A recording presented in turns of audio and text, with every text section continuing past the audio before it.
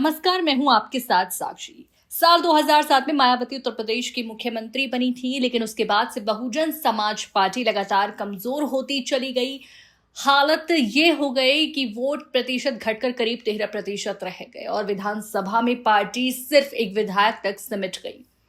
लेकिन हाल ही में बिहार विधानसभा चुनाव में बसपा के उम्मीदवार सतीश यादव की जीत ने नई ऊर्जा भर दी है।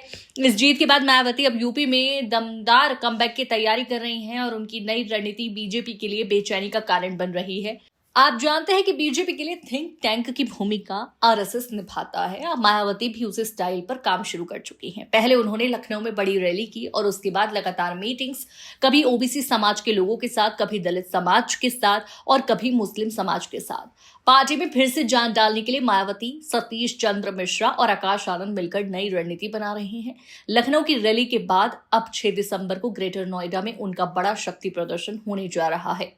आरएसएस का सबसे बड़ा रणनीति होती है घर घर संपर्क। बिना शोर शराबे के चुपचाप सीधे लोगों के घरों तक पहुंचना, छोटे मोटे समूह बनाना, संवाद बनाए रखना और लगातार टच में रहना। अब मायावती भी यही मॉडल अपनाने जा रही हैं। इन दिनों वो चुपचाप नेताओं को अपने घर बुला रही हैं, लंबी मीटिंग्स कर रही हैं, दिशा निर्देश दे रही हैं। सतीश चंद्र मिश्रा और आकाश आनंद भी इसी अंदाज में काम कर रहे हैं और जल्द ही मायावती उत्तर प्रदेश के सभी 18 मंडलों में जाने वाली हैं। हर जगह एक रात रुकेंगी, कार्यकर्ताओं के घर घर ठहरेंगी, परिवार और स्थानीय लोगों से मुलाकात करेंगी और 2027 की तैयारियों पर गहराई से चर्चा करेंगी।